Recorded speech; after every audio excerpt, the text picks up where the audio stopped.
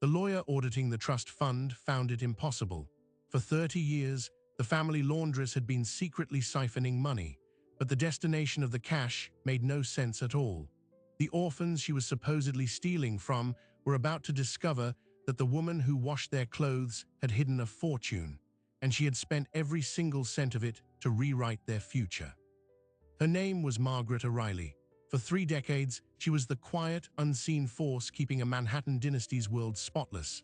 But when that world shattered in an instant, leaving 3 children utterly alone, Margaret's true work began. The question was never how much she took. It was what, in the silence of a lifetime of service, she was building, and why she was willing to risk everything to give it to children who were never her own. The Morgan family's world was one of old money and silent order. Their Fifth Avenue apartment was a universe of polished marble and curated calm, presided over by Charles and Elena Morgan. He was a third-generation investment banker. She was a patron of the ballet. Their 3 children, Thomas, Caroline, and little James, grew up surrounded by privilege, but also by a specific, unspoken loneliness that often accompanies great wealth. Into this world, in the spring of 1968, came Margaret O'Reilly. She was 28 years old, freshly arrived from County Kerry with little more than a suitcase and a reputation for being uncommonly thorough. Hired initially as a laundress, her domain was the basement washroom and the drying lines on the roof. Her wage was modest, even for the time. But for a live-in servant, room and board were provided, a historical quirk that allowed the most disciplined domestic workers to save in ways others could not. Margaret was the definition of disciplined. She lived with a frugality that bordered on the austere. While other staff might splurge on a new dress or a night at the pictures, Margaret's needs were met by the household itself. Her uniform was provided. Her meals were eaten in the staff kitchen. Her small, simple room on the top floor was her sanctuary. The difference, every single week, went into a savings account at a local bank. Penny by penny, year by year, a quiet fortune began to form. For the Morgan children, Margaret was a constant, gentle presence. She was not their nanny, but she was the one who returned their play clothes, crisply pressed and smelling of fresh air. She was the one who discreetly stitched a torn school blazer or removed a grass stain from a pair of trousers. She listened to their stories in the kitchen, her hands never stopping their work. To Thomas, the eldest, she was a source of steady calm. To creative, sensitive Caroline, she was a confidant. To young James, she was simply the lady who made his socks soft. She watched them grow, and they, in turn, grew accustomed to her unwavering reliability in the background of their lives. This was the unspoken contract of service, and it lasted for decades. Then, on a rain-slicked night in November 1998, the contract was shattered. Charles and Elena Morgan were driving home from a charity gala in Connecticut when their car hydroplaned on the Hutchinson River Parkway. There were no other vehicles involved. It was a tragic, brutal accident. Both were killed instantly. Thomas was 24, just beginning his career in London. Caroline was 21, studying art history in Florence. James was only 17, a senior at boarding school in Massachusetts. In a single moment, they were transformed from the scions of a wealthy family into 3 shocked, orphaned young adults. The funeral was a blur of black suits and murmured condolences. The reading of the will, however, was where the real chaos began. The Morgan fortune was substantial, but it was also complex, tied up in trusts, investments, and properties. The will stipulated that the remainder of the estate was to be held in a unified trust for the 3 grandchildren until the youngest, James, turned 25. A corporate trustee, a prestigious Manhattan law firm, was appointed to manage the assets. The children were now rich on paper, but they were also adrift, emotionally gutted, and utterly unprepared to navigate the labyrinth of their own inheritance. This is where the system saw a problem to be managed. And this is where Margaret O'Reilly saw children who needed looking after. She was 60 years old. Her official role as the family laundress could have ended with the deaths of her employers, but she stayed. She coordinated with the housekeeper to maintain the apartment, which now felt like a museum. She ensured James had a home to return to during school breaks. She fielded anxious phone calls from Thomas in London and Caroline in Italy, offering updates in her soft, steady brogue. She became, by sheer force of care, the unofficial guardian of the Morgan legacy. The court-appointed lawyers saw her as a useful employee, a familiar face to keep the household running smoothly. They put her on a small retainer from the estate. What they did not see was the meticulous observation, happening behind Margaret's quiet eyes. She saw the exorbitant fees the law firm charged for managing the trust. She saw the risky investment proposals that seemed to benefit the advisors more than the beneficiaries. She listened as James, now in college, confessed his anxiety about the immense pressure of suddenly being a wealthy heir. She heard the distance in Thomas's voice, the sadness in Caroline's. The money, she realized, was not protecting them. It was exposing them to predators, to poor advice, to their own isolation. It was then, in the silent wake of the tragedy, that a new and secret purpose solidified within her. The savings she had accumulated over 30 years of labor were no longer just for a rainy day. They were for a specific, clear mission. She began to study. She, a woman who had left school at 14, quietly purchased books on real estate, law, and finance. On her days off, she would take the train north, out of the city, into the rolling hills of the Hudson Valley. She wasn't looking for a plot of land for herself. She was searching for something else entirely, something permanent, something that could not be easily squandered or taken away by a clever lawyer's fee. Back in Manhattan, the corporate trustee, a man named Lawrence Adler, was beginning his stewardship. On the surface, he was the picture of fiduciary responsibility. He set up meetings, delivered quarterly statements, and spoke in a reassuring baritone about long-term growth strategies. But Margaret noticed the details others missed. The statement fees were higher than those mentioned in the original trust documents. Certain conservative bonds were being sold off and replaced with more volatile holdings. It was all perfectly legal, wrapped in layers of financial jargon, but to Margaret, it smelled of gradual erosion, of a fortune being nibbled at from the edges. She said nothing. She had no legal standing to object. But her hand, already steady, became a little more determined when she made her weekly deposit at the bank. She was now saving with a ferocious focus, cutting her own expenses to the bone. The first major transfer happened in 2003. It was not a huge sum, just $15,000, but it moved from her personal savings account, the one filled with decades of laundry wages, into an escrow account held by a small real estate firm in Cold Spring, New York. The paperwork listed the beneficiaries as Thomas, Caroline, and James Morgan. The asset was a wooded 3-acre parcel overlooking the river. No one noticed. The children were consumed with their own lives. The lawyers were preoccupied with the larger trust assets, and Margaret O'Reilly, the laundress, had just executed the first step of a plan that would take another 22 years to complete. The pattern continued, year after year. A bonus from the estate retainer would go unspent. A small inheritance from a distant relative in Ireland would arrive. Every extra cent was funneled north, acquiring adjacent parcels of land, paying property taxes years in advance, quietly building a hidden asset that existed completely outside the official, scrutinized Morgan Trust. She became a ghost in the financial machine, moving silently parallel to the lawyers and accountants. She lived in the same small room, wore the same mended clothes, and served tea to the very men who were, in her view, failing the children she loved. The emotional toll on the Morgan siblings, however, was becoming impossible to ignore. Thomas, burdened by the expectation to become the family patriarch, made a series of poor business investments. Caroline, seeking solace, drifted into a series of intense and costly relationships. James, the youngest, struggled the most, grappling with an identity defined more by a trust fund than by his own character. The family fortune, instead of being a safety net, seemed to be a catalyst for quiet despair. Margaret watched it all, her heart aching. Her secret project in the Hudson Valley was no longer just an investment.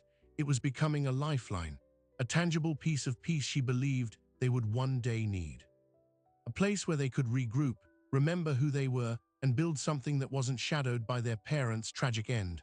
But to finish it, she would need to take a tremendous risk. The largest parcels of land, the ones that would connect the holdings into a single, meaningful estate, were coming up for sale. The price would require her to drain her savings account to its very foundation. It would mean exposing a lifetime of discipline to potential scrutiny.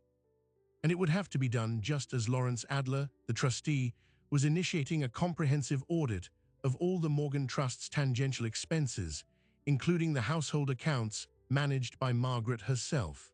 The stage was set for a collision between a silent, decades-long act of love and the cold, exacting gaze of modern finance. And the first person to sense the tremor would be a junior associate at the law firm, tasked with reviewing mundane utility bills, who would stumble upon a property tax receipt for a parcel of land in Dutchess County that shouldn't have existed. The junior associate's name was David Chen. Fresh out of law school, meticulous and bored out of his mind, reviewing 7 years of household invoices. His task was simple: verify that every expense charged to the Morgan Estate's maintenance account was legitimate. Gas bills, electricity, plumbing repairs. It was the financial equivalent of watching paint dry, until he reached a file labeled Miscellaneous O'Reilly. It contained a handful of receipts. One was for a bulk purchase of lavender-scented starch from a specialty supplier. Another was for a new ironing board cover, and then, paperclip behind them, was a receipt from the Dutchess County Treasurer's office. It was a property tax payment, dated March 3, 2005.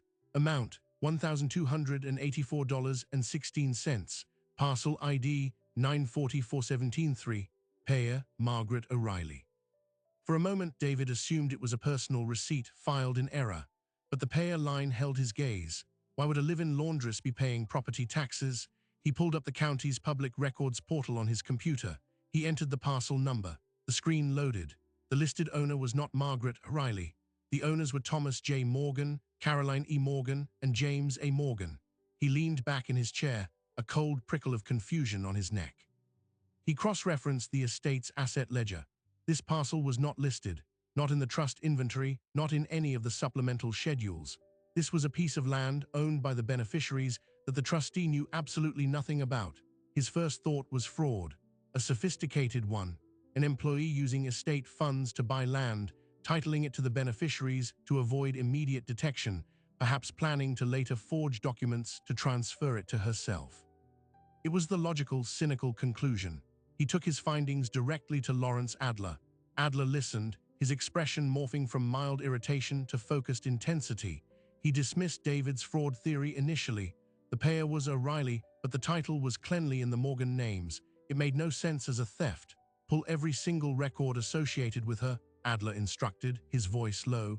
Bank accounts if we can get them, any filings, go back to the 90s. I want to know if this is an error, a gift, or something else entirely. What David discovered over the next 72 hours dismantled his initial hypothesis entirely. There was no single suspicious transfer from the estate accounts. Instead, he mapped a constellation of tiny, consistent outflows from Margaret O'Reilly's personal savings account, stretching back over 22 years. Dozens of transactions, some for a few $1,000s, some for more. All flowing to the same real estate title company or directly to the county tax office. He traced the deeds. Parcel by parcel, acre by acre, a map emerged.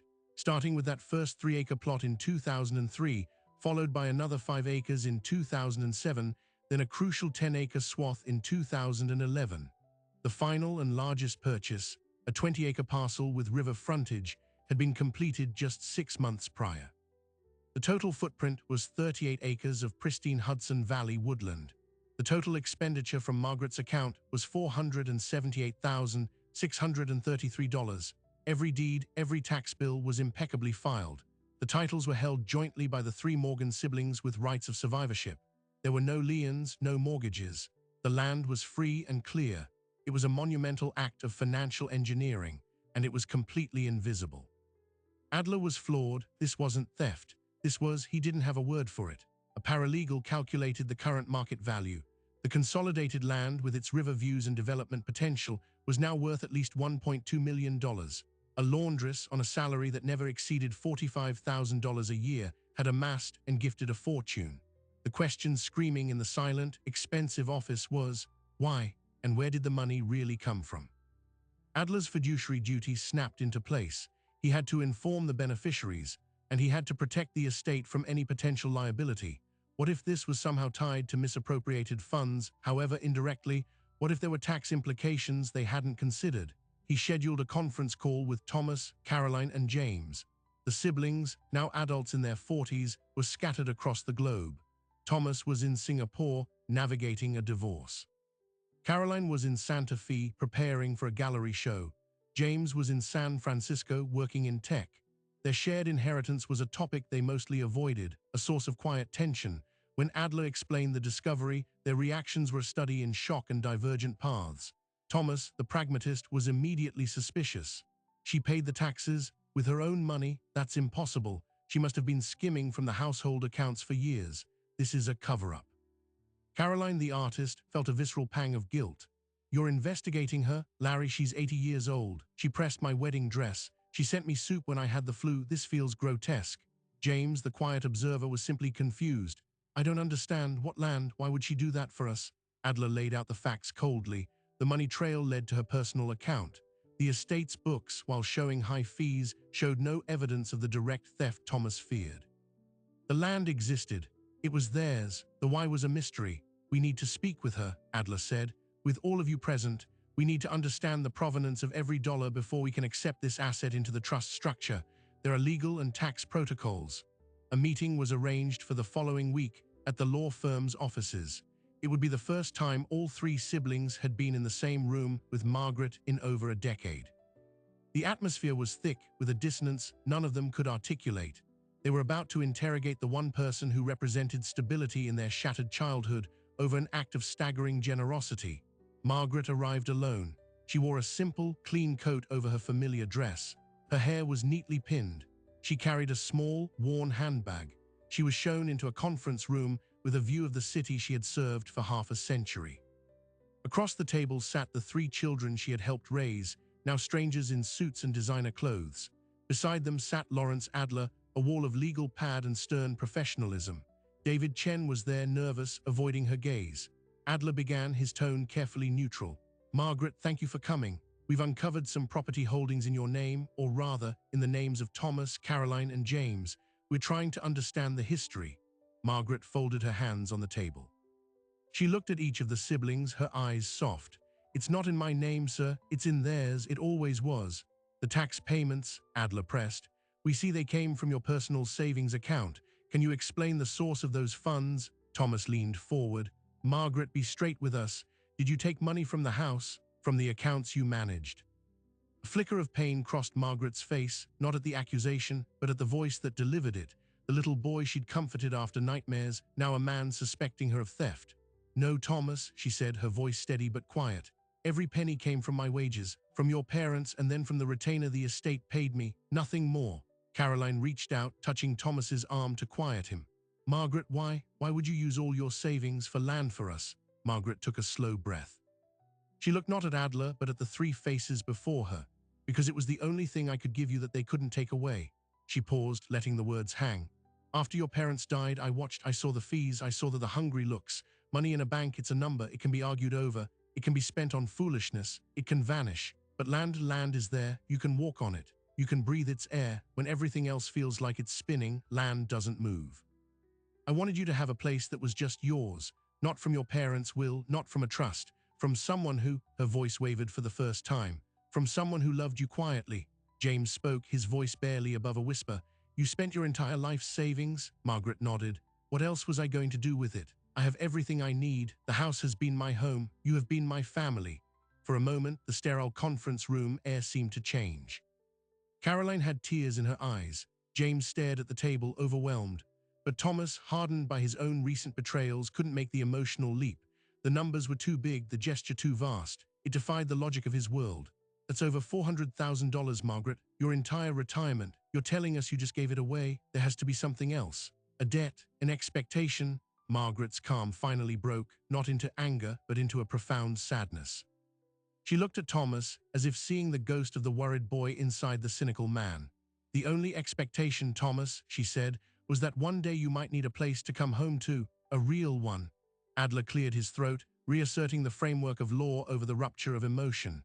Margaret, this is extraordinary, but for the estate to formally recognize this asset, we need documentation, proof of the income source.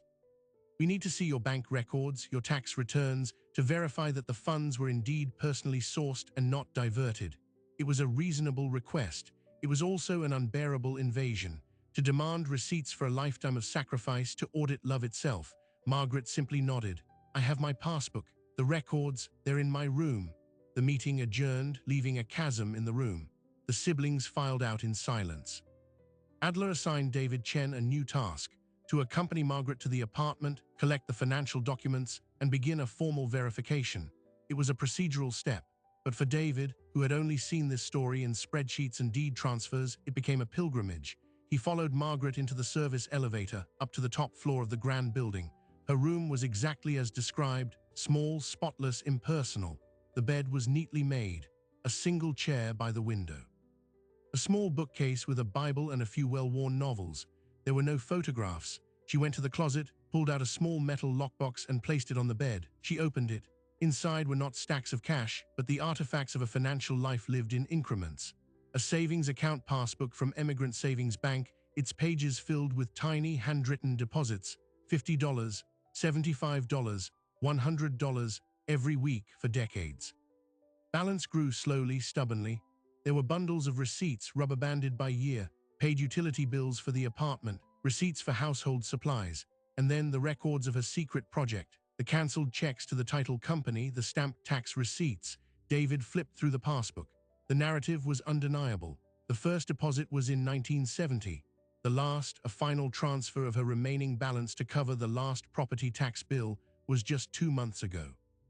Account was now closed, zero balance. He looked up at Margaret, who was staring out the window at the city skyline. "You really did it all yourself," he said, the cynicism of his profession melting away in the face of this tangible proof. "It was the only way to be sure," she replied softly. "No one could ever say it wasn't clean." David gathered the documents, his hands feeling suddenly clumsy and unworthy. As they were leaving, Margaret paused at the door, looking back at the simple room. "Will they take the land now, because of all this procedure?" David hesitated. "No, I don't think so. I think they're just trying to understand." But understanding was the very thing fracturing under the weight of the revelation. Back at the firm, Adler pored over the documents. They were impeccable. The story was true. A laundress had, through sheer will and sacrifice, created $1 million asset for her employer's children. He drafted a memo to the siblings, stating that the asset appeared valid and would be incorporated into the trust. But he included a cold, legal footnote. There could be significant gift tax implications for Margaret. The IRS might view the transfer of value as a taxable gift, potentially imposing a large tax liability on her, despite her having no remaining money to pay it. When Thomas received the memo, he fixated not on the gift, but on the liability. To him, it was proof of a flaw, a hidden consequence. "She didn't think it through," he said to Caroline on a tense call. "This could be a mess, a tax lien, legal trouble. Her sentimentality could create a nightmare." Caroline exploded. "Her sentimentality? Thomas, she gave us everything she had, and you're worried about the IRS? We can pay the tax. We should pay the tax for her." "That's not the point," Thomas shot back. "The point is that she acted unilaterally, secretly, for years. She inserted herself into our financial lives without consent. How is that any different from what we always feared the lawyers were doing?" The schism was now out in the open. It was no longer about the land. It was about trust, family, and the poisonous legacy of their inheritance. James, caught in the middle, decided to do something unprecedented. He booked a flight to New York. He didn't tell Thomas or Caroline. He needed to see the land for himself. He needed to see what $478,000 of silent devotion looked like. A real estate agent from the local firm, holding keys per Margaret's long-standing arrangement, met him at the edge of the property. There was no grand gate, just an old logging road off a country lane. James walked in. The late afternoon sun filtered through a canopy of oak and maple. The air smelled of pine and damp earth. He crested a hill and saw it, the land sweeping down towards a gentle curve in the river, untouched, peaceful, breathtaking. He stood there, a tech executive from San Francisco, and for the first time since his parents died, he felt a connection to something that wasn't a memory or a bank statement. He felt the profound, staggering weight of the gift. It wasn't an investment. It was a sanctuary. Back in the city, Lawrence Adler made a decision. The story, if it got out, was a public relations minefield. Elderly maid sacrifices all for wealthy heirs could be spun as heartwarming or as an indictment of a system that left an old woman with no retirement. To protect the firm and the family, he needed to control the narrative. He instructed a public relations consultant to draft a benign, non-detailed press release to be held in reserve, framing it as a longtime employee's generous gift. He also quietly began inquiries with tax attorneys to assess the potential liability, intending to present the bill for any gift tax to the Morgan Trust itself, a move that would, in effect, use the family's money to pay for the tax on the gift given to them. When Margaret learned of this, through a well-meaning but indiscreet paralegal, it felt like the final betrayal. Her act, meant to exist outside the system, was being absorbed by it, packaged, and commodified. The land was becoming just another asset, its origin story reduced to a liability to be managed. That night, alone in her room, Margaret O'Reilly did something she hadn't done in a very long time. She allowed herself to feel the full, crushing weight of the decades, not of the work, but of the love, and the terrifying possibility that it had all been a beautiful, costly mistake. At that same moment, Caroline Morgan was on a plane, flying to New York, armed with the deed records and a photographer friend. She was done with lawyers and memos. She was going to the press, not with a sanitized release, but with the real, raw, uncomfortable story. She was going to force the world, her brother, and the law firm to see what she finally saw, not a financial anomaly, but a miracle of ordinary grace. And she had no idea that her decision would trigger a chain reaction that would expose a secret not even Margaret knew she was keeping. The article was not a gentle human interest piece. It ran in the Sunday edition of a major newspaper with the headline, "The Laundress's Secret: How a Domestic Worker's Lifetime of Scrimping Built a Fortune for Her Employer's Orphans." Caroline had provided everything: scanned images of the old passbook, photos of the rugged, beautiful land, and a raw, emotional quote about feeling unworthy of such a quiet, colossal love. The story detonated in the public square like a moral grenade. It went viral within hours. News vans lined up outside the Fifth Avenue apartment building. Talk shows dissected the economics of devotion. Commentators argued, was this a beautiful parable or a damning indictment of a system where an elderly worker had no safety net beyond her own extreme sacrifice? Lawrence Adler was apoplectic. His controlled, legal narrative was now a public circus. The firm's clients began calling, asking uncomfortable questions about their own trust arrangements. Worse, the article had mentioned the gift tax issue, framing it as a potential punishment for generosity. This triggered the one thing Adler feared most: official scrutiny. A week after the article published, a formal inquiry arrived from the Internal Revenue Service. They were opening an examination into the potential gift tax liability. This was no longer a theoretical footnote. It was a concrete federal investigation. The letter was addressed to Margaret O'Reilly. When Adler called her to his office to discuss it, he found a woman transformed by exhaustion. The spotlight had hollowed her out. "I will speak to them," she said softly. "I will explain." "Margaret, you cannot just explain to the IRS," Adler said, struggling to contain his frustration. "This is a serious matter. They will assess a tax based on the fair market value of the land at the time of the transfers. That could be hundreds of thousands of dollars. You have no means to pay it. Then they will have to understand that I have nothing," she replied, a stubborn calm in her eyes. "But the IRS doesn't deal in understanding. It deals in numbers." And the numbers were brutal. The preliminary assessment, delivered by a bored-sounding agent over the phone to Adler's office, put the potential gift tax liability at $187,000. A sum that, to Margaret, was as abstract and unreachable as the moon. Thomas, watching the media storm from Singapore, felt his worst fears confirmed. The family name was now fodder for tabloids. His colleagues made awkward, joking comments. The private tragedy of his parents' death, and now this bizarre saga, was public property. In his anger, he fixated on a new target, Caroline.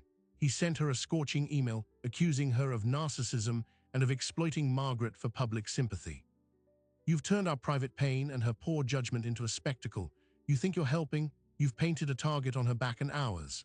Caroline, reading the email in a cafe, felt a fury so pure it terrified her. She called James. "He doesn't get it, Jamie. He never will. The money, the status, it's all he cares about. He's become exactly what Margaret was trying to protect us from." James, who had been silently processing his visit to the land, finally made a decision.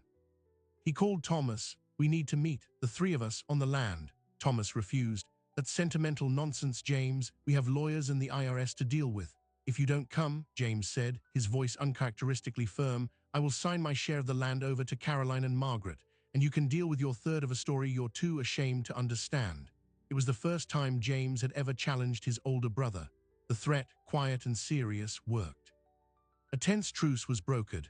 They would all fly to New York and drive up to Dutchess County together.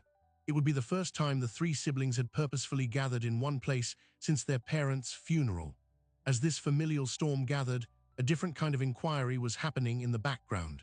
The newspaper article had been read by millions. including an elderly retired nurse named Agnes Finley living in a small town in Pennsylvania.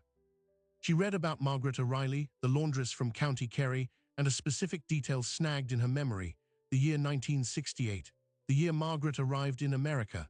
Agnes had been a young nurse at St. Joseph's Hospital in Newark in the late 60s. She remembered a girl, a quiet, frightened Irish girl who had come in on a stormy night, alone in labor. The girl had given birth to a baby boy. There were complications. The boy was frail. Agnes had held the girl's hand. She remembered the girl whispering a name she'd chosen if the baby lived: Patrick. The baby did not live. He survived only a few hours. The girl, devastated, bereft, had disappeared before dawn, leaving no forwarding address. But she had told Agnes one thing about herself. She said she had just gotten a job, a live-in position with a wealthy family in Manhattan. It was her fresh start. Agnes had never forgotten the girl's face or the name she gave: Margaret O'Reilly. For days, Agnes wrestled with the coincidence. Could it be the same woman? The timeline fit. The circumstances fit. She finally picked up the phone and called the law firm mentioned in the article, asking for Lawrence Adler. She was put through to David Chen. David listened, initially skeptical to the old woman's story, but the details were too precise.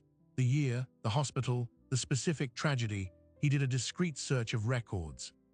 St. Joseph's in Newark had a fire in 1972. Many records were lost, but the coincidence was staggering. He brought it to Adler. This could be nothing, David said, or it could be everything. It changes the context of her entire life. The sacrifice, it might not have started with the Morgans. Adler, ever the strategist, saw immediate risk. This stays in this room, David. If this gets out, the story becomes about a traumatized woman projecting a lost child onto her employer's kids. It gets messy, it gets psychological. The narrative control is gone. But David, who had held Margaret's passbook in his hands, disagreed. He felt for the first time a duty that surpassed legal protocol. He asked Adler for permission to verify the story gently with Margaret herself. Reluctantly, Adler agreed, on the condition he be present. They invited Margaret back to the office under the guise of discussing the IRS inquiry. When Agnes Finley's name was mentioned, Margaret's hands, usually so still, began to tremble. She looked at David, her eyes wide with a lifetime of concealed shock. How do you know that name? David spoke softly. She read about you. She remembers a night at St. Joseph's in 1968. She remembers a baby boy named Patrick. The room was silent. Margaret closed her eyes. 56 years of disciplined composure dissolved. A single tear traced a path down her weathered cheek. She nodded just once. The secret, buried so deep she thought it had fossilized, was now alive in the room. I never held him, she whispered, the words dragged from a place of ancient pain. They said it was better, that it would hurt less, but it never hurt less. It just became the quiet place I lived inside. Adler shifted uncomfortably, but David leaned forward. Margaret, did anyone?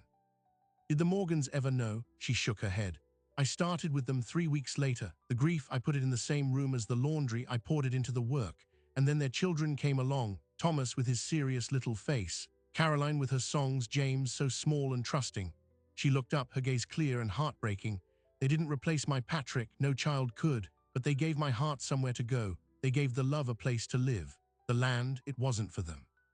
Not exactly, it was for the love, to give it a permanent home where it could finally rest. This was the seismic revelation. Her sacrifice wasn't just loyalty or gratitude. It was the monumental redirecting of a river of maternal love that had lost its original channel. It was grief, transformed over decades into stewardship. Adler was professionally horrified. This was a Pandora's box of emotional complexity, but David understood he was witnessing the true bedrock of the story. He asked one final question. Would you be willing to speak with Agnes? She's very old. She said she's thought of you often. Margaret nodded. Yes, I would like to thank her for her kindness on the worst night of my life. The meeting ended. Adler's immediate instinct was to lock this information away, but David knew that secrets, once unearthed, have a way of surfacing.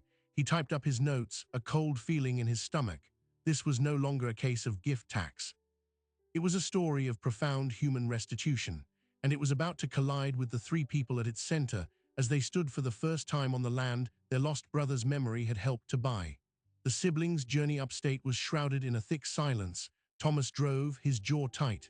Caroline stared out the window. James navigated. When they turned off the paved road onto the gravel track, the mood shifted from tense to apprehensive. They got out of the car. The sheer physical presence of the place, The sound of the wind in the trees, the scale of the sky was overwhelming. No lawyers, no headlines, just 38 acres of quiet reality. For a long time, no one spoke. They just walked. Caroline finally broke the silence. She came here alone all these times, choosing this for us. Thomas kicked at a stone. It's a liquid. It generates no income. It's a beautiful, expensive burden. It's not a burden, Thomas. Caroline snapped, her voice echoing in the clearing. It's a gift. Can't you see the difference? A trust fund is a number. This is sacred. James bent down, picking up a piece of moss-covered bark. When I stood here last week, I didn't feel like an heir. I felt like a person, maybe for the first time since Mom and Dad died. Thomas turned on him. So what's the plan, James? We all quit our lives and become farmers. Margaret's gesture, however well-intentioned, doesn't change the practical world. There's an IRS debt. There's a massive property tax bill coming due in a few years. Sentiment doesn't pay bills.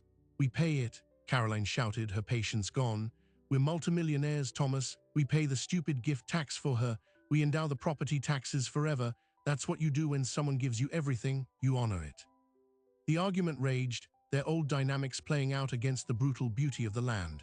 It was about money, but it was really about everything their parents' money had poisoned: trust, vulnerability, the ability to receive grace without calculating its cost. They were still yelling when a second car, a modest sedan, pulled up the gravel drive. David Chen stepped out. He had driven up from the city, carrying the weight of the newly discovered secret. He saw the three of them, frozen in a tableau of familial conflict. He approached cautiously. I'm sorry to intrude. I needed to find you all together. Thomas glared at him. What now, Maury paperwork? David took a deep breath. He looked at Margaret's three children not as beneficiaries, but as the unwitting recipients of a legacy far deeper than they knew. There's something you need to know, he said. It's about Margaret. It's about why she did this.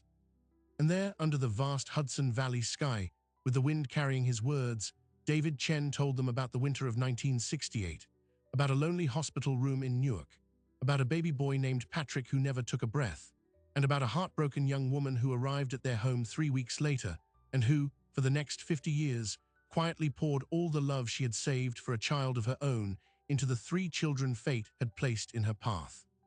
The revelation did not land with a dramatic crash.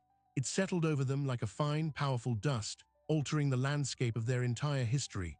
Caroline sank to her knees in the damp grass, her hands over her mouth.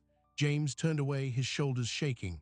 Thomas stood utterly still, his face ashen, all his arguments about liquidity and tax liability evaporating in the face of this incomprehensible truth. The land was not just a gift, it was a memorial. It was a vessel for a love that had arrived on their doorstep already shaped by loss. Thomas, the pragmatist, the skeptic, was the first to speak, his voice rough and unfamiliar. She never said a word. David shook his head. Some grief is too big for words, some love is too. In that moment, the last wall around Thomas Morgan's heart crumbled. He wasn't looking at an asset. He was standing in the physical manifestation of a woman's salvaged soul. The legal and financial problems did not magically disappear, but they were instantly recontextualized. They were no longer burdens, they were duties, sacred debts of honor. Thomas looked at his sister and brother, their faces streaked with tears in the fading light. We fix this, he said, the old command in his voice replaced by a new, solid resolve. We fix all of it, for her. But as they stood united in their resolution, a new problem was speeding toward them from Manhattan. Lawrence Adler, having learned that David had disclosed the confidential information, was furious. More pressingly, he had just received a call from an aggressive real estate developer who had read the original article. The developer had run a title search, seen the prime, consolidated parcel, and saw a major opportunity. He had made a preemptive, jaw-dropping offer to buy the land, $3.5 million, cash, a life-changing sum, even for the Morgans. And he had sent the offer directly to Margaret O'Reilly, care of the law firm, knowing she held no title but all the moral authority. Adler, seeing a chance to resolve the IRS issue and simplify the estate, was inclined to present the offer. He was already drafting an email, arguing that selling the land would generate more than enough to cover all taxes and set Margaret up in luxury for the rest of her life. It was the perfectly rational, financial solution. He had no idea that the 3 people who actually owned the land had just sworn to protect it. And he certainly didn't know that Margaret, sitting in her quiet room, holding the developer's lavish offer letter in her hands, was preparing to give one final, definitive answer. An answer that would force everyone to choose, once and for all, between the value of money and the price of love. The three siblings returned to the city as a united front for the first time in their adult lives. They went straight to Lawrence Adler's office without an appointment. The lawyer was mid-sentence, explaining the virtues of the $3.5 million offer when Thomas cut him off. "We're not selling, not a single square foot." Adler blinked, taken aback by the transformed demeanor of his once-divided clients. "Thomas, be reasonable, this solves everything. The tax liability vanishes, Margaret is provided for, the estate sees a massive return." "It solves everything except the one thing that matters," Caroline said, her voice calm and firm. "It solves it by erasing the thing she made. We're not erasers." James placed a single sheet of paper on Adler's desk. It was a drafted instruction, signed by all three of them. "We are directing the trust to pay any and all gift tax liabilities arising from Margaret's transfers in full. Furthermore, we are establishing a permanent endowment within the trust to cover all future property taxes, maintenance, and insurance on the land in perpetuity." Adler stared at the document. It was financially imprudent. It was an admission of liability they could have contested. It was, from a cold fiduciary perspective, a terrible deal. "This is highly irregular," he stammered. "We know," Thomas said, "do it." But the siblings weren't finished. Their second move was to visit the developer who had made the offer. They met him in his sleek midtown office. He was a man used to getting what he wanted, and he assumed the heirs were there to negotiate the price upward. He launched into a spiel about luxury condominiums and river views. Thomas let him finish. Then he said, "The land is not for sale, not for 3.5 million, not for 10 million. It will never be for sale. We are here to ask you to withdraw the offer you sent to Margaret O'Reilly and to never contact her again." The developer laughed, a short, dismissive sound. "Sentiment is expensive. You'll change your minds when you understand what that land is worth." Caroline leaned forward. "We already know what it's worth. It's worth more than you could ever afford." They left the stunned man in his office, the unspoken message clear: the Morgan family, finally, was protecting its own. Their final and most important stop was the apartment. They found Margaret in the sitting room, the developer's offer letter on the table beside her. She looked up, her eyes tired but clear. Thomas knelt in front of her, an echo of the boy he once was. "Margaret, the land is safe. We've taken care of the taxes, all of them. It's yours to keep for us." Margaret shook her head gently. "It was never mine, Thomas. It was always yours."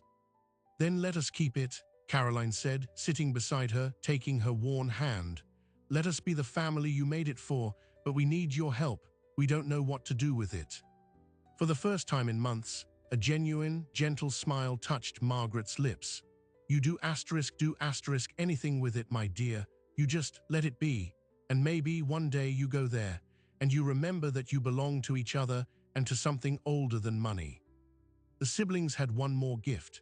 They had arranged a phone call. They handed Margaret a mobile phone. On the line was Agnes Finley, the nurse from Pennsylvania. The two elderly women spoke for nearly an hour, their conversation a soft tapestry of memory and gratitude. Agnes described the baby, Patrick, in the detail only a nurse would remember: the shape of his tiny hand, the color of his hair. She told Margaret he had been peaceful and had been cared for with dignity. It was a healing Margaret never knew she needed, a missing page restored to the story of her life. With the public story shifting from scandal to parable, and with the family now presenting a unified, protective front, the IRS examination reached its conclusion. The agency, presented with the documentation of the siblings paying the tax on Margaret's behalf, and with the clear absence of any evasion or fraud, closed the case.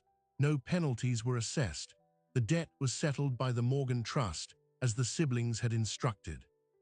Lawrence Adler, outmaneuvered and out of step with his clients, resigned from the account. The siblings hired a new, smaller firm, with David Chen, now an attorney himself, acting as their liaison. The first directive to the new firm was to reduce all managerial fees and simplify the trust structure. The era of complex, expensive stewardship was over. But the true resolution was not legal or financial, it was human. Thomas postponed his return to Singapore. Caroline extended her stay in New York. James took a leave of absence from his tech job. For several weeks, the Fifth Avenue apartment, so long a museum to a lost past, became a home again. They had meals together. They talked. They argued, but now with the underlying knowledge that the argument was not the end of the world. And they planned, not for business, but for the land. On a bright Saturday in May, they all drove north again. This time, Margaret was with them. She sat in the passenger seat, giving quiet directions as they neared the property. When they stepped out, she walked ahead of them, her steps slow but sure on the familiar path. She led them to a specific clearing, a flat expanse of grass bordered by ancient oaks, with a perfect view of the river bend below. "This is the heart of it," she said softly. "This is the spot." They had brought a simple picnic. As they sat on a blanket, something extraordinary and ordinary happened. They were just a family on a piece of land on a sunny day. No lawyers, no cameras, no looming crises. Thomas, who had spent a lifetime managing outcomes, found himself simply watching a hawk circle on a thermal. Caroline sketched the light on the water. James pointed out different bird calls. And Margaret sat, her hands folded in her lap, a profound peace on her face. She was looking at the three people she had loved for 50 years, sitting on the land her love had bought. The circle was complete. At the end of the day, as the sun began to dip, Thomas cleared his throat. "We've been talking. We don't want you to go back to your room in the city. We want you to stay here. We want to build a small house for you right here in this clearing, your home, for as long as you want it." Margaret looked at him, then at the land, then back at the three faces, now streaked with golden light. She didn't cry, she simply nodded. "I think I'd like that very much," she said. The house was built within a year. It was not a mansion. It was a modest, beautiful cottage with a wide porch facing the river. Margaret moved in on a crisp autumn day. Her room on Fifth Avenue was emptied, its contents distilled into a few boxes of meaningful things. The rest of the space, the siblings decided, would be converted into a studio and gathering place for the family, breaking the museum's spell for good. The developer, true to his word, did not contact Margaret again, but the story of the land had inspired others. A local conservation trust, hearing the full tale, reached out to the siblings. They proposed a conservation easement, a legal agreement that would forever protect the land from subdivision and major development while keeping it in the family's hands. In exchange, there would be significant property tax advantages. The siblings, after consulting with Margaret, agreed. The land would remain whole, wild, and protected for generations to come. The final surprise, the one that cemented the new legacy, came from James. He had been researching the family history, something he'd never had the heart to do before. In an old family Bible that had been in storage, he found a handwritten entry in his grandmother's script. It was a family tree, and there, listed beside Charles and Elena Morgan, was a name no one had spoken in decades, a stillborn daughter named Elena after her mother. She would have been the siblings' aunt. She was buried in a family plot upstate, a loss his grandparents had carried in silence. James brought this to Thomas and Caroline. They realized their family legacy was not one of unbroken privilege, but of quiet loss and resilience. It was a story of love persisting through tragedy, just like Margaret's story. The land now held a new layer of meaning. It was not just a gift from Margaret, it was a sanctuary for all the family's unspoken loves and losses.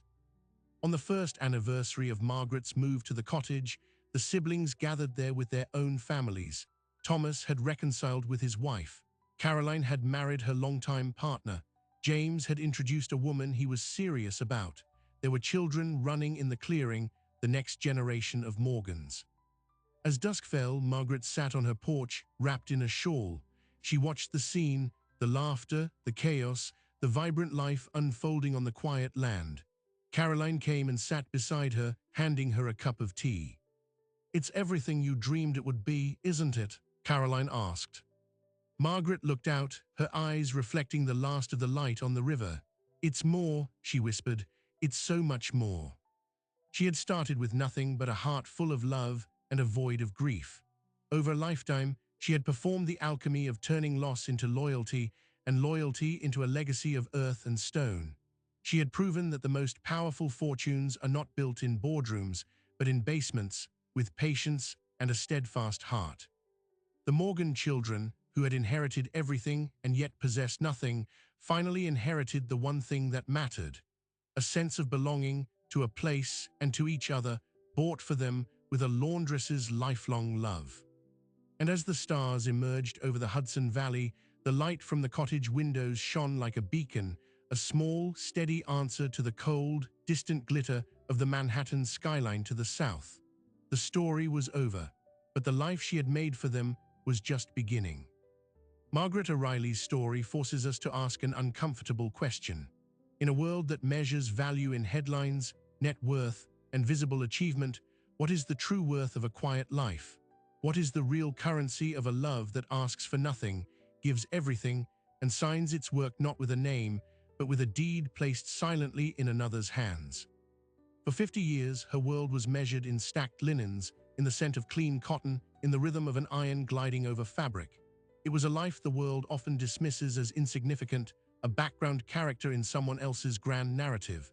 Yet with the patience of a glacier, she moved mountains, not of earth but of indifference, not of finance but of fate. She redefined inheritance, not as what you are given, but as what you choose to guard and give away.